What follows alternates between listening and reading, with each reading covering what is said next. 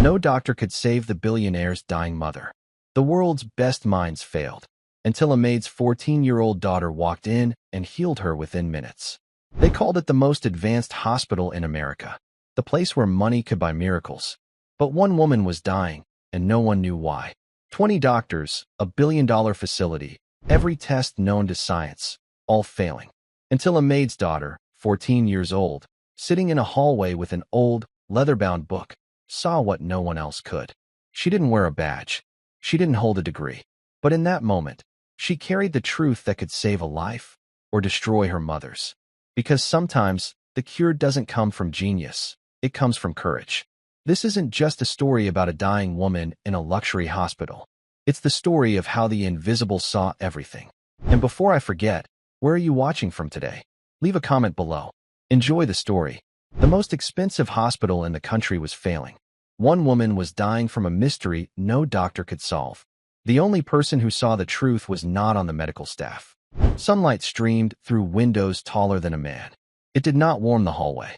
The light only seemed to make the Italian marble floors colder, the silence heavier. This was the Summit Wing at Cedar Crest. It was not truly a hospital. It was a 5-star hotel for the very sick and the very wealthy. Here, visiting hours did not exist. Chefs prepared anything a patient desired. The air was filtered, smelling faintly of clean linen and money.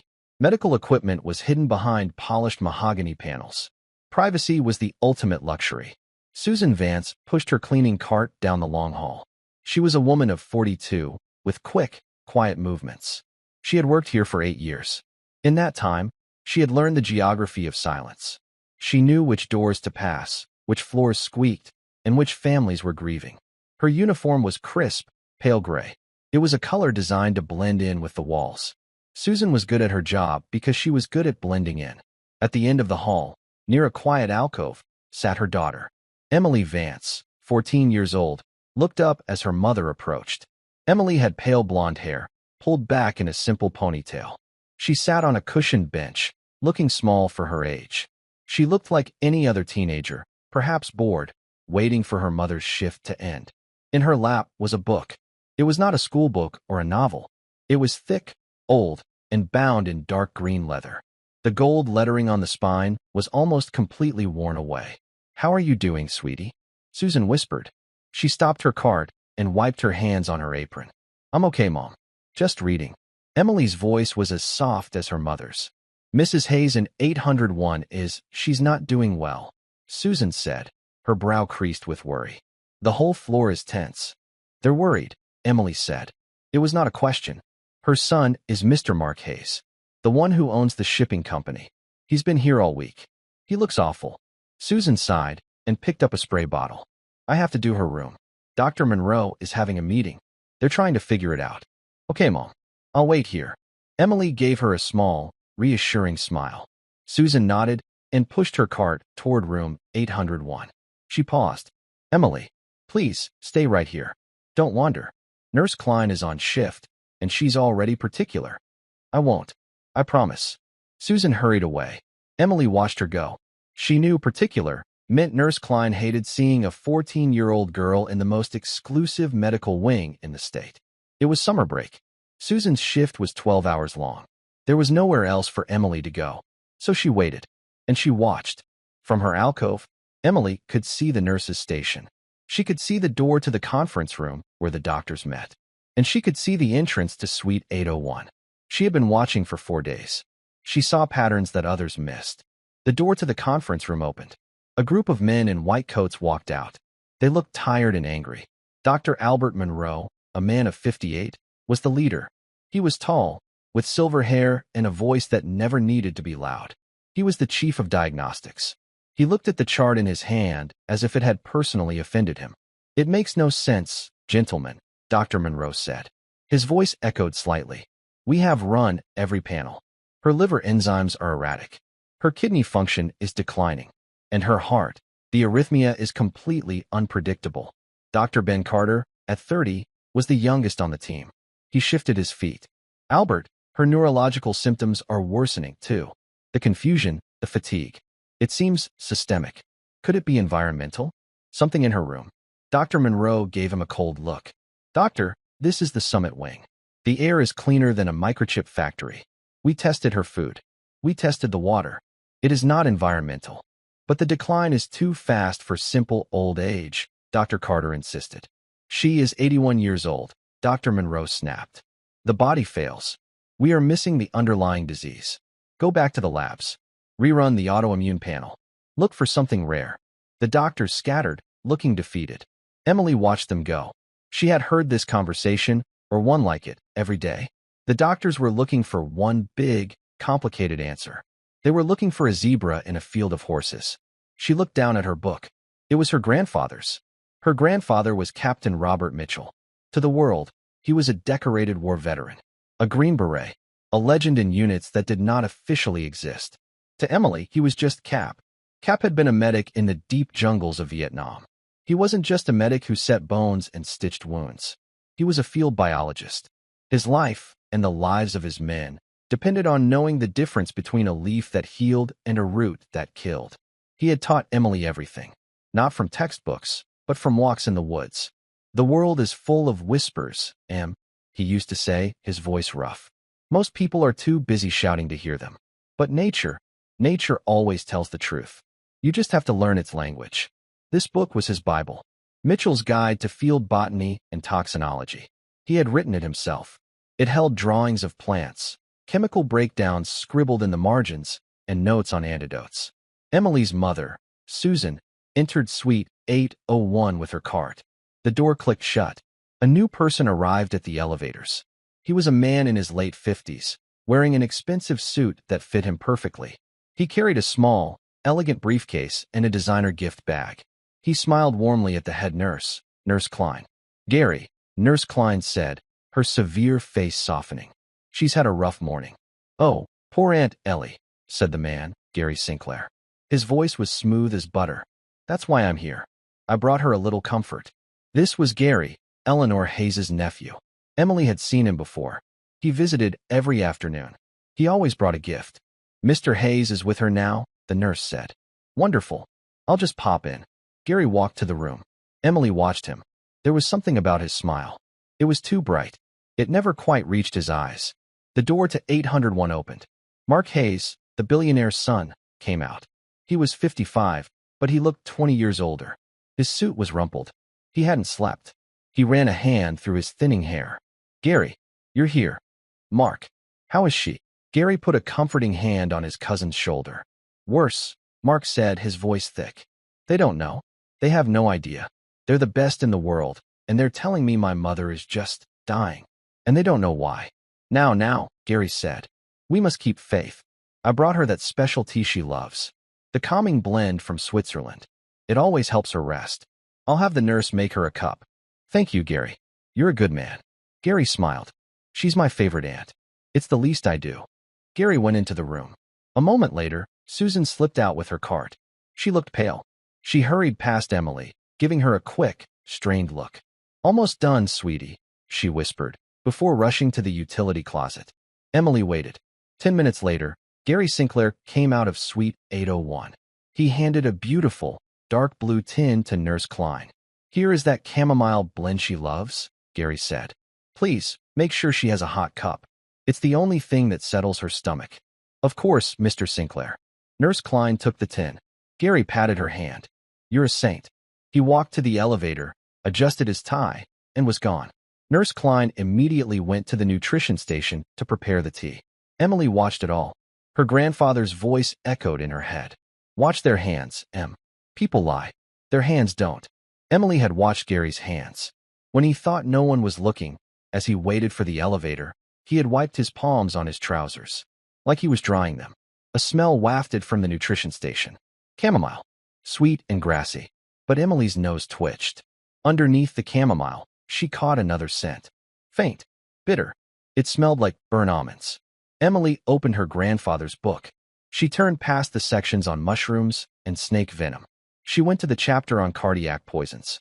She found the page she was looking for. A detailed drawing of a beautiful flower with bell-shaped purple blossoms. Digitalis purpurea. Foxglove. Below the drawing, her grandfather had written a note in his precise, strong handwriting. Folk name, Dead Man's Bells. Poison is cumulative. Small doses over time build up. Mimics heart failure and old age. Symptoms: nausea, confusion, weakness, slow pulse. A classic sign: patient complains of yellow halos around lights. Easy to miss, hard to trace. Emily felt a cold knot tighten in her stomach. She had heard the nurses talking yesterday. They were swapping notes. One of them had said, "It's the strangest thing. Mrs. Hayes keeps complaining that the lights are too yellow." We checked her eyes. There's nothing wrong with them. Emily looked at the door to Suite 801. She looked at her mother, who was now quietly mopping the hall far away from her. She knew. This 14-year-old girl, sitting in a hospital hallway with a dead man's book, knew something that 20 specialists did not. Mrs. Hayes wasn't dying. She was being murdered. The world shrank to three things: the book in her lap, the click-click-click of Nurse Klein stirring the tea, the thumping of her own heart. Emily's hands were ice cold. She stared at the words cumulative poison. Small doses over time build up. The daily visits. The special tea. The stomach aches that the tea was meant to soothe. It wasn't soothing the sickness. It was the sickness. Gary Sinclair was giving his aunt comfort that was stopping her heart. Emily looked up. Nurse Klein was at the nutrition station.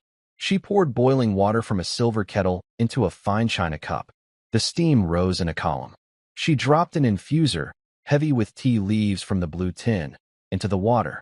The clock on the wall read 3:15 p.m. In 2 minutes, that tea would be steeped. In 3 minutes, it would be at Eleanor Hayes's bedside. Emily felt a surge of panic, cold and sharp. She had to do something. She stood up.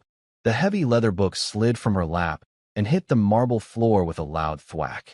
Nurse Klein looked up instantly, her face a mask of annoyance. "Chill. This is a hospital, young lady, not a library." Emily's face burned.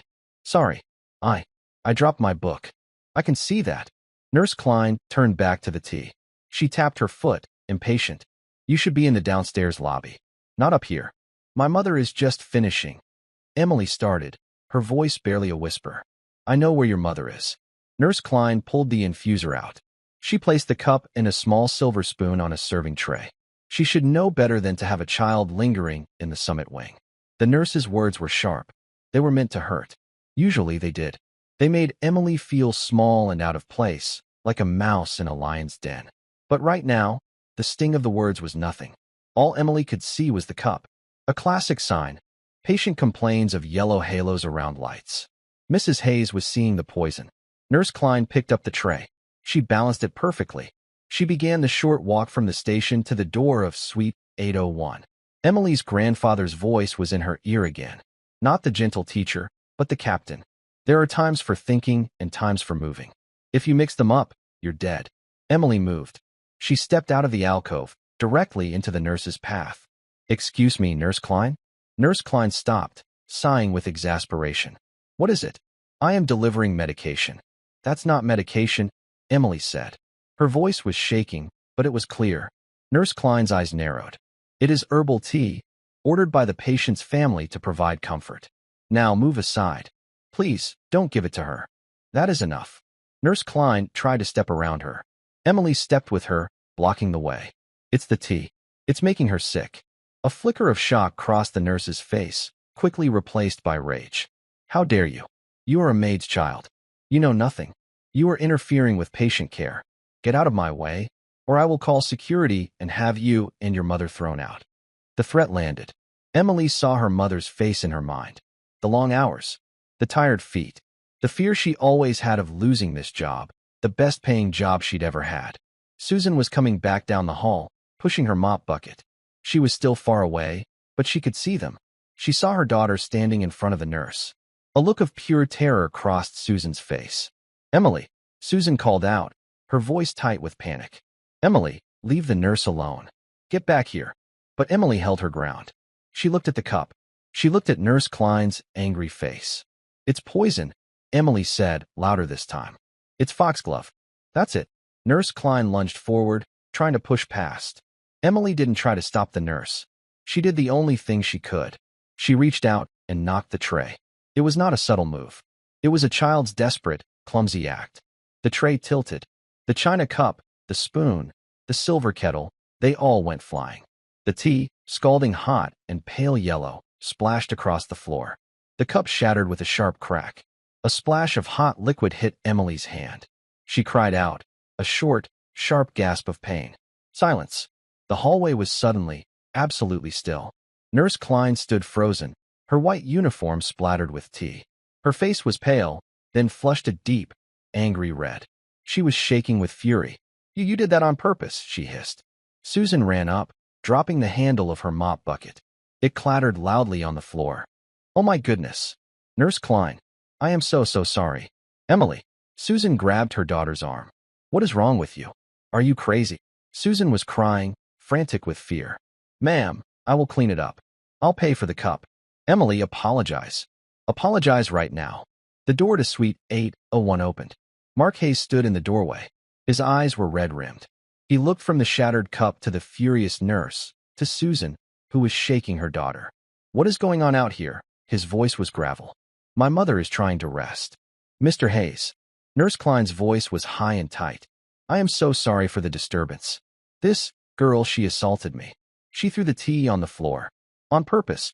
Just then, Dr. Ben Carter came out of the conference room, drawn by the noise. He saw the scene and hurried over. What happened? Is everyone all right? He was the first to notice Emily cradling her hand.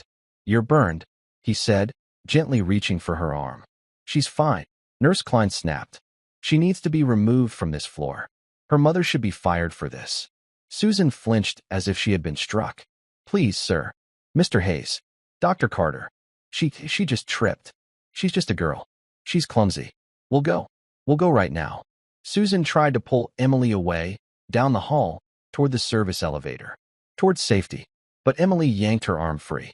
Her hand was stinging, a bright red patch growing on the skin. But her eyes were fixed on Mark Hayes. They were not the eyes of a clumsy child. They were old eyes. They were her grandfather's eyes. I'm sorry I spilled it, Emily said, her voice echoing in the quiet hall. But I'm not sorry it's gone. Everyone froze. Mark Hayes stared at her. His gaze was intense. He was a man who built an empire. He knew how to read people. He saw the defiance. He saw the certainty. Why? Mark asked. His voice was quiet. Why did you do that? Nurse Klein spoke first. Mr. Hayes, don't listen to her. She's delusional. She said the most awful thing. She said, let her speak, Mark said. Dr. Monroe, the chief of diagnostics, arrived. He took in the scene with a dark expression. Nurse? What is this? She's making wild accusations, doctor, Nurse Klein said. Mr. Hayes, Susan pleaded, tears streaming down her face. Please. She doesn't know what she's saying. We're leaving. Why? Mark asked Emily again, ignoring everyone else. Emily took a breath. She pointed at the spilled tea, which was already cooling on the marble. Because it's poison. The word hung in the sterile air. Dr. Monroe stepped forward. What did you say? She's insane, Nurse Klein said, crossing her arms. She's accusing Mr. Sinclair of poisoning his own aunt. She called it foxglove. Dr. Monroe scoffed. A small, sharp, ugly sound. Foxglove? Digitalis. He looked at Emily with open contempt. Child, Digitalis is a heart medication. We are not fools. We would have seen a Digitalis overdose on her charts. Her levels are normal. That's why you can't find it, Emily said, looking right at the chief doctor. She refused to be cowed. You're looking for the medicine. You're not looking for the plant. The medicine is just one part. The raw plant, the leaves, it has other things in it. Things that build up. Things that don't show up on a normal blood test. She looked at Dr. Carter. You said her symptoms were systemic. You said it was environmental. It is. It's in the tea. Dr. Carter stared at her, his mouth slightly open. This is the most ridiculous thing I have ever heard, Dr. Monroe said. He turned to Susan. Madam, your services are no longer required here. Take your daughter and leave the premises. Susan let out a small, strangled sob. It was done. Her life was over. She grabbed Emily's arm. Come on, Emily. We're going. Wait. The word was quiet, but it had the force of a command. Mark Hayes had not moved. He was looking at the dark blue tin Nurse Klein had left on the nutrition counter. He looked back at Emily. His face was a mask of grief and confusion. He was a man drowning, and she had just thrown him a rope. A crazy, unbelievable rope. But it was the only rope he had. How do you know this? Mark asked her. How do you know the word? Digitalis. Emily bent down. Her hand throbbed. She picked up the heavy, leather-bound book from where it had fallen. She held it up. "My grandfather taught me," she said. "He was a medic. He taught me to see what other people miss." Mark looked at the book. He looked at the spilled tea. He looked at the chief doctor who had given him no answers, and then at the girl who had given him one. "Give me that tin," Mark said to Nurse Klein. "Mr. Hayes?" "The tin." Now, frightened, the nurse fetched the tea tin. "And get me a sample bag," Mark said to Dr. Carter. "We are going to test this tea. We are going to test everything." Dr. Monroe stepped forward. "Mr. Hayes, this is highly irregular. We cannot make decisions based on the outburst of a child." Mark Hayes turned to the doctor. His eyes were cold steel.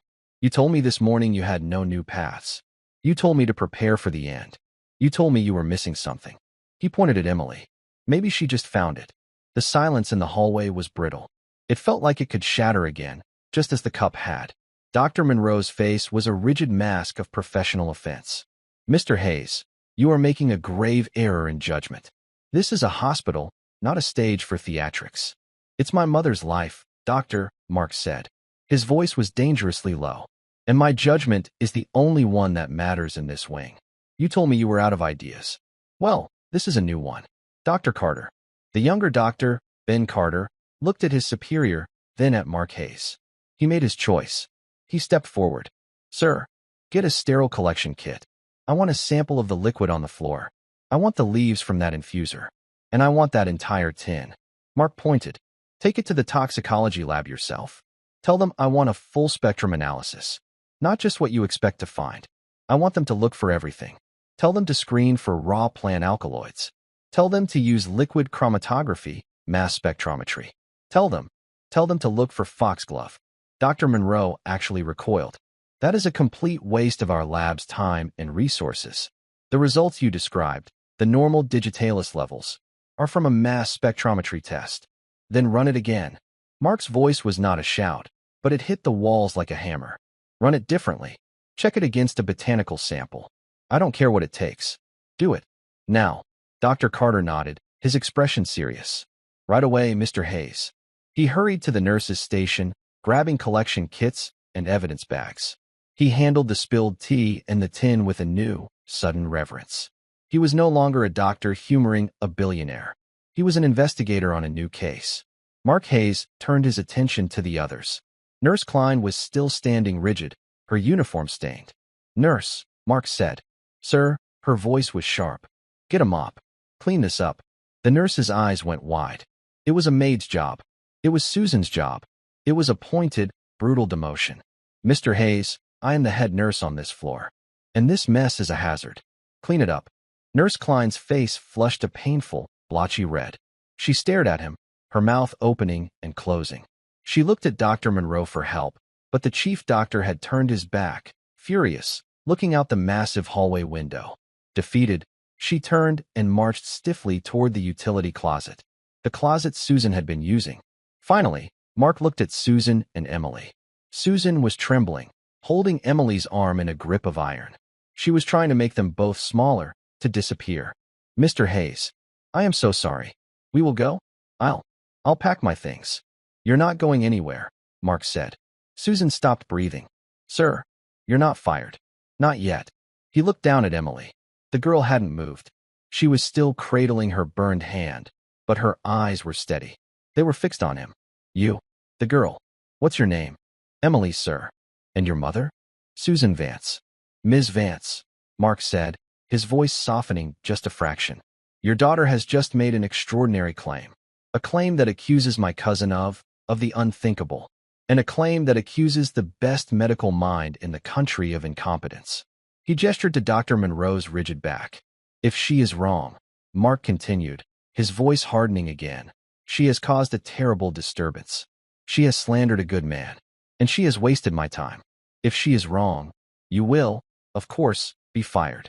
I will have you escorted from the building. I will see to it that your reputation in this city is finished. Do you understand?" Susan Vance made a small, terrified sound. She nodded, unable to speak. "But," Mark said. He knelt. It was an awkward, unpracticed movement for a man in a $5,000 suit. He was now eye level with Emily. "If you are right, if what you say is true." He didn't finish the sentence. He didn't have to. The air was thick with the implication. Your hand, he said, noticing the red, blistering skin. It's okay, Emily whispered. No, it's not. He looked up.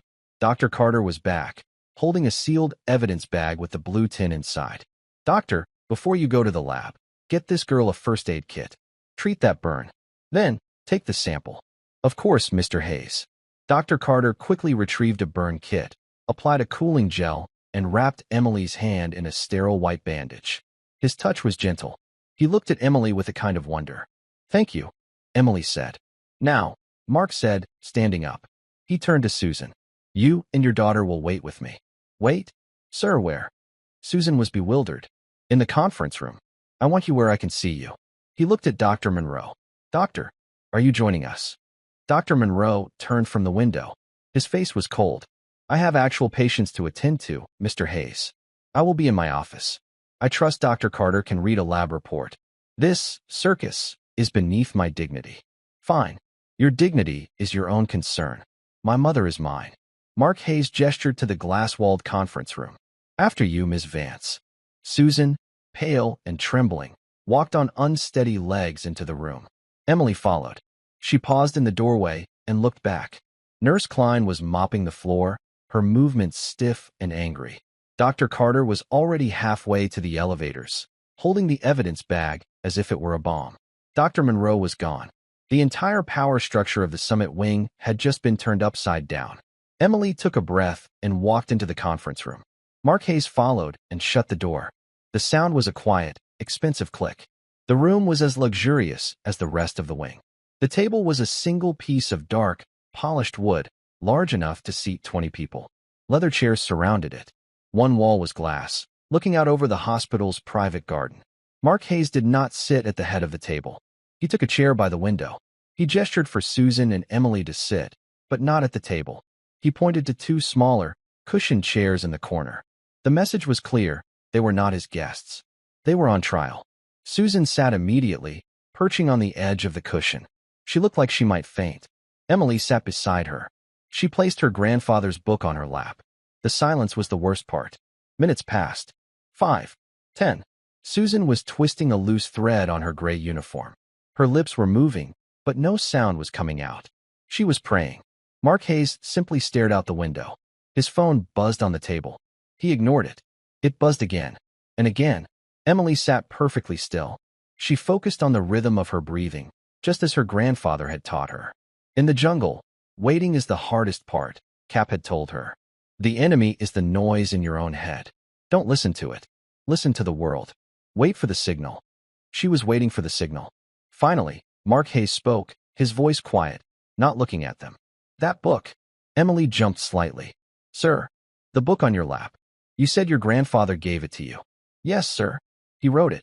This made Mark turn his head. He looked at the worn leather volume. He wrote it? I assumed it was an old textbook. No, sir. He wrote it. It's his notes. From when he was in the war. He was a medic. But he was more. He was a botanist. He studied plants. Especially the ones that could hurt you. He had to keep his men safe. A war hero, Mark mused. He picked up his phone and finally looked at it. His brow furrowed. The lab will take time. At least an hour. Maybe more, to run the right tests. He put the phone down. He looked at Emily again, his gaze sharp and analytical. He was sizing her up, like a business opponent. Why did you do it, Emily? Really, don't give me the hero speech. Why did you knock that tray over? You heard what Nurse Klein said. You heard your mother. You knew she would be fired. You did it anyway.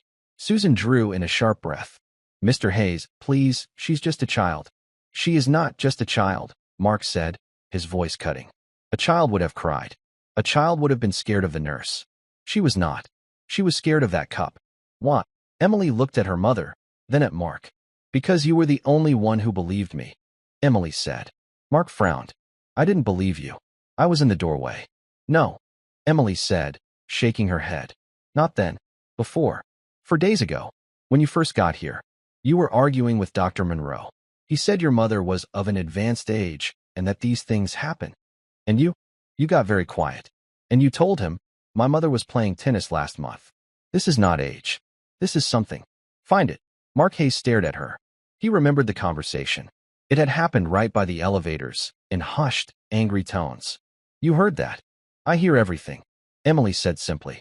I sit in the alcove. People, they don't see me. They talk like I'm a piece of furniture. And you heard the nurses? Mark guessed. Yes, talking about the yellow lights. My grandfather's book says that's a classic sign of foxglove poisoning. They thought it was just her eyes failing. And my cousin? Gary. Mark's voice was tight. You are accusing my family. He brings the tea, Emily said. Every day? And every day, about an hour after he leaves, she gets worse. I heard the nurses say that, too. They said his visits seemed to take a lot out of her. They thought it was emotional.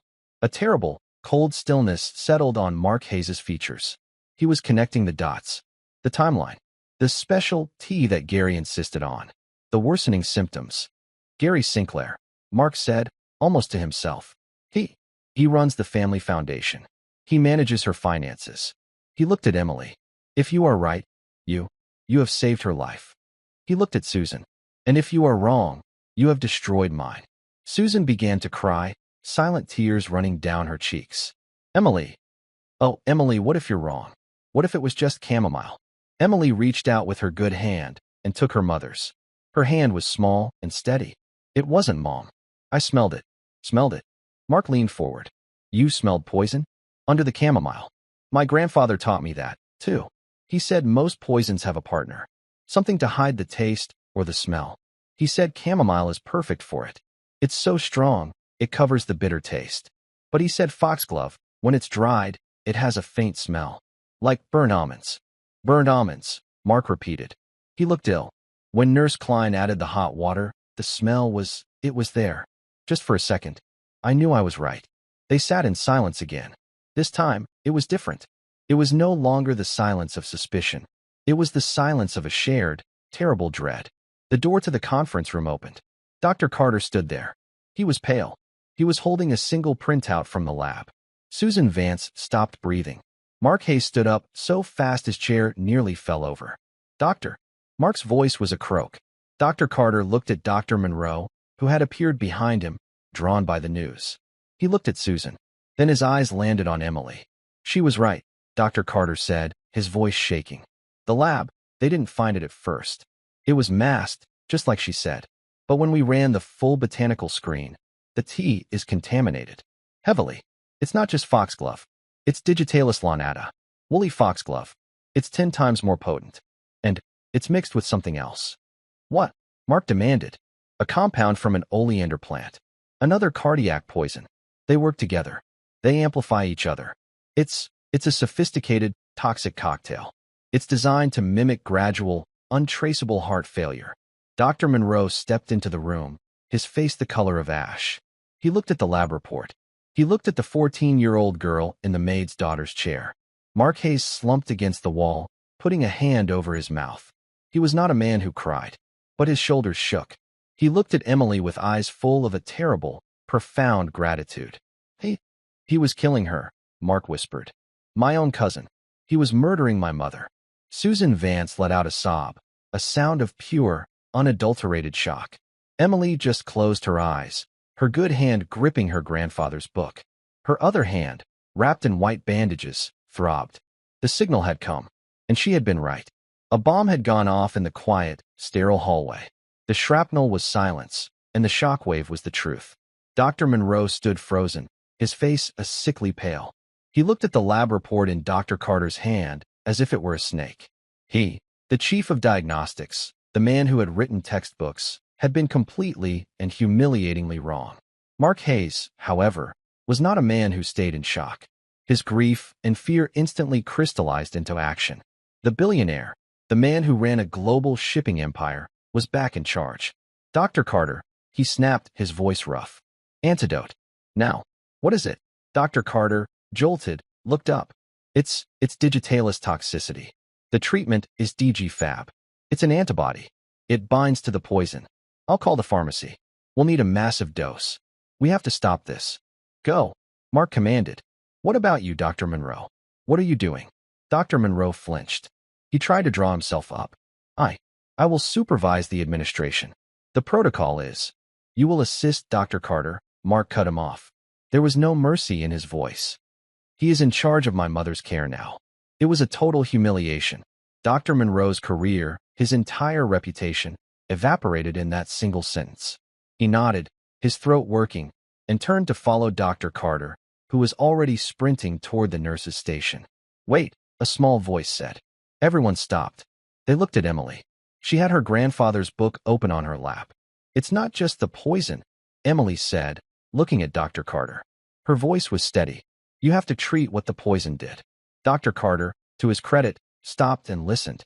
"What do you mean?" "My grandfather wrote about this." She pointed to a line of her grandfather's sharp, clear handwriting. "He said these poisons, they work by tricking the body. They stop the heart from using potassium. He said the antidote stops the poison, but it doesn't fix the starvation. You have to give the heart its food back." Dr. Carter's eyes widened. Of course, that's why her arrhythmia is so chaotic. Her potassium levels, they're not just low, they're blocked. The DG fab will bind the poison, but her heart muscle is depleted. It could fail from the shock. He looked at Emily with pure, unadulterated respect. "She's right. It's not just the antidote. We need a potassium drip. Immediately. To support the heart as it recovers." He ran, this time truly understanding the enemy he was fighting. Dr. Monroe followed, looking like a ghost. Now, Mark Hayes was alone in the conference room with Susan and Emily. The rage that had been simmering beneath his grief was rolling off him in visible waves. He was killing her, he said to himself. My mother. For money. For the foundation. Her will. It all goes to him if she's gone. He was connecting the dots. The loving nephew, who managed all her finances. The helpful visits. He pulled his phone from his pocket. He didn't dial 911. He pressed a single button. "Frank," he said, his voice deadly calm. "I have a situation at Cedar Crest. I need you here. Now." He paused, listening. "And I need security. My security. Lock this building down. No one named Gary Sinclair leaves the premises. He was here this afternoon. If he's already left, find him. I want the city cameras. I want his car. I want him found. Use any resource you need. Do you understand?" He hung up without waiting for an answer. He looked at Susan and Emily. They were pale, witnesses to a power they had never seen. "You too," Mark said. "You can't leave. You are the only ones who saw it. You are material witnesses." "Sir, Mr. Hayes," Susan stammered, "we won't go anywhere. We will do anything you need." "You already have," Mark said. He looked at Emily, his gaze softening. "You saved her life. You, a 14-year-old girl with a book. And they? The best in the world. They were letting her die. I saw it," Emily whispered. "I couldn't not say something." "You have your grandfather's courage," Mark said. "That is a rare thing." The door opened. It was Nurse Klein. She had finished mopping up the spill. She looked confused and frightened, trying to pretend the world had not just tilted on its axis. "Mr. Hayes," she said, her voice uncertain. The floor is clean. Is there anything?" Mark turned his head. His eyes were cold steel. "Nurse," he said. "Sir, you are to report to Dr. Carter. You will follow his orders to the letter. You will not speak to me. You will not speak to my mother. And you will not speak to this girl or her mother." He gestured to Emily and Susan. "Except with the utmost respect. Am I clear?" Nurse Klein's face crumpled. The accusation. The spilled tea. It was all true. It was true, she whispered. "It was," Mark said. The nurse's professional mask broke. She saw her career, her pension, her entire life flashing before her eyes. She had tried to have the hero fired. She had threatened a child who had just saved the hospital's most important patient. I apologize, Mr. Hayes. Ms. Vance. I didn't know. I was just following procedure." Susan, who had been a mouse for 8 years, who had lived in fear of this very woman, spoke up. Her voice was a bare whisper, but it was clear and sharp. "You threatened my daughter. You threatened my job. Because you didn't want to listen. You told her she was a maid's child. You told her she knew nothing." Nurse Klein flinched, the words hitting her like stones. I'm sorry, Nurse Klein," Mark said. "You are on probation. Effective immediately. One more complaint, one more unkind word to any member of the staff, cleaning or otherwise, and you are finished. Not just here. Everywhere. Do you understand?" "Yes, sir. Thank you, sir." She backed out of the room, her eyes wide with fear, and hurried away. Susan let out a long, shuddering breath.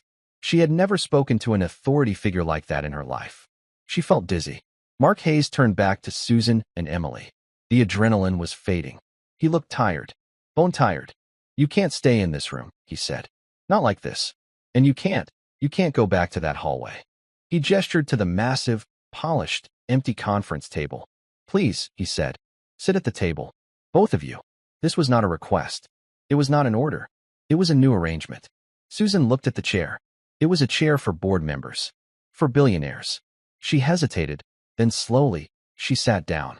Emily sat beside her, placing her bandaged hand on the cool, dark wood. They were no longer the help in the corner. They were at the table. "I have to go to her," Mark said. "I need to be there when they give her the antidote. When I know she's safe. Will you wait here? I need to talk to you both. After." "Of course, Mr. Hayes," Susan said, her voice stronger now. "We'll wait." Mark looked at Susan. "Ms. Vance." "Susan, thank you. Your daughter, she is remarkable. You must be very proud." Susan looked at Emily. The tears she had been holding back for hours, for years, finally came. They were tears of terror, of relief, and of a pride so deep it ached. "I am," Susan whispered, "more than you will ever know." Mark nodded, his face a complex mask of gratitude and fury. He turned and left the conference room. He strode down the hall to Suite 801, a man ready for war, and pushed the door open. Susan and Emily were left alone. The massive, luxurious room was completely silent. They were two small figures at a giant table. Emily's hand throbbed under the bandage. She was exhausted. She finally let her shoulders slump. "Emily," Susan said, her voice thick. You were amazing. You were just like him. You were just like Cap." "I was so scared, Mom," Emily admitted. "I know, sweetie. Me too." Susan slid out of her chair and moved to Emily's. She wrapped her arms around her daughter, pulling her close. "But you did it. You were brave, and you were right. You saved that woman's life." Emily leaned her head on her mother's shoulder, a 14-year-old girl who had just faced down doctors and nurses and billionaires. She closed her eyes. For the first time that day, she felt safe. Outside the conference room, the hospital was in quiet chaos. Dr. Carter and a team of nurses were inside Suite 801, and 4 bags of DG Fab was hanging. A second, smaller bag of potassium was dripping slowly into Mrs. Hayes's arm. Mark Hayes stood by the window, his back to the room, watching his mother's frail form on the bed. He did not move. Dr. Monroe stood in the doorway, watching. He was not allowed in. He was a ghost in his own hospital. In the lobby, 4 large men in dark suits stepped out of a private elevator. They spoke quietly to the head of hospital security. Within minutes, the building was locked. Gary Sinclair's face was on every security monitor. The wait began. Susan and Emily waited in the conference room. An hour passed, then 2. The sun began to set. The light in the room turned from gold to gray. Susan must have dozed off. She woke with a start when the door opened. Mark Hayes stood in the doorway. He looked 10 years older than he had that morning, but the crushing weight on his shoulders was gone. "Mr. Hayes?" Susan stood up quickly. "She's stable," Mark said. His voice was thick with emotion. "The doctors. Dr. Carter. He said the change was almost immediate. Her heart rate is normalizing." She woke up. Susan put her hand to her heart. "Oh, thank God. She asked for me," Mark said, a small, stunned smile on his face. "She knew who I was. The yellow halos are gone." She said the lights looked white again. He walked into the room, not as a commander, but as a grateful son. "She is not out of the woods," he said. "It will be a long recovery. The toxins did a lot of damage. But she will live. Dr. Carter is sure of it.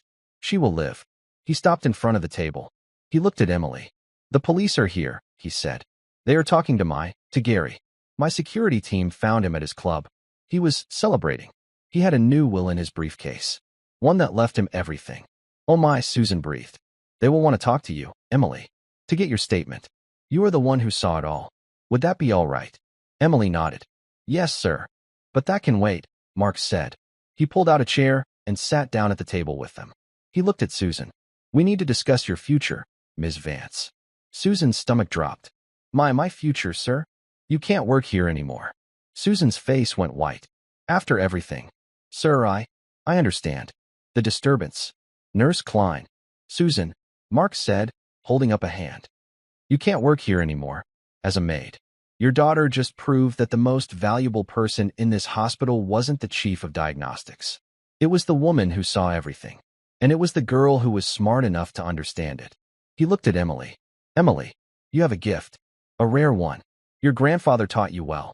I suspect you know more than what's just in that book. Emily glanced at her mother. I like to read. Medical journals. Online. I thought so, Mark smiled. You should be in a special school. You should be in college. You should be running a lab, not sitting in a hospital hallway. He turned back to Susan. I am setting up a trust, an educational fund. It will pay for Emily's entire education. Any school she wants. Any university she chooses. Medical school, if that's what she wants. It is done. Susan just stared, her mouth open. She was speechless. And for you, Susan, Mark continued, I owe you a debt I can never repay. You have been through a terrible ordeal. You've been underpaid and overlooked for 8 years. That ends. I am going to make you a settlement. One that means you never have to mop another floor. One that means you can buy a house. You can watch your daughter graduate. He named a number. It was a number that made Susan Vance feel faint. It was more money than she had ever dreamed of. Sir? Mr. Hayes. I can't, Susan stammered. It's too much. It is not enough, Mark said, his voice firm. It is what you are owed. But I have one condition. One thing I want to ask of you. Both of you. Anything, Susan said. My mother. She is alive because of you. She is a lonely woman. Her family, as it turns out, was poison. His face darkened, but he pushed it away. When she is better, I would like it if you would visit her. As friends, not as staff. I think she would like you, Emily. I think she would like to meet the girl who saved her life. Emily looked up from her book. She gave a small, genuine smile. I'd like that too. 3 weeks later, the world was a different color. Susan Vance stood in the kitchen of their new apartment. It wasn't a palace. It was a simple, clean, 2-bedroom apartment in a good neighborhood, with a small balcony that overlooked a park. But to Susan, it was everything. Sunlight, not the cold, sterile light of the hospital, filled the room. She was unpacking a box labeled kitchen. She was wearing jeans and a simple red sweater. She had not worn her gray uniform in 21 days. She still woke up some mornings, her heart pounding, thinking she was late for her shift. Then she would remember. She would never be late for that shift again. In the living room, Emily sat at a new wooden desk. It was piled high with books. They were crisp and new. Advanced biology, organic chemistry, pharmacology. Mark Hayes's educational fund had not just enrolled her in the best private preparatory academy in the state. It had provided her with a college-level curriculum. She was absorbing it like a sponge. On a small shelf above the desk, in a place of honor, sat one old, leather-bound book. Its spine was worn, its pages soft. I still can't believe it, Susan said, placing a coffee mug in a cabinet. It doesn't feel real. This place. These clothes. Not having to hide. Emily looked up from her desk. It's real, Mom. You don't have to be afraid anymore. I know.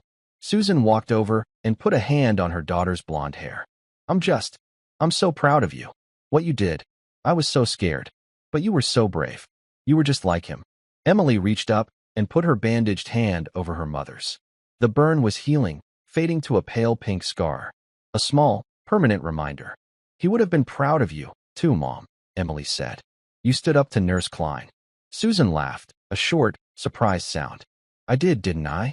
She looked at her hands. They were no longer raw from cleaning chemicals. It's funny. For 8 years, I tried to be invisible. I thought that was how we would be safe. But you saved us by refusing to be invisible. I couldn't let her die, Emily said, her voice quiet. I knew what I knew. Cap always said, knowing the truth doesn't mean anything, Em. It's acting on it that changes the world. A small, expensive-looking envelope sat on the desk. It was thick, cream-colored cardstock. We should get ready, Emily said, tapping the envelope. He's sending the car at 2. Susan's stomach fluttered.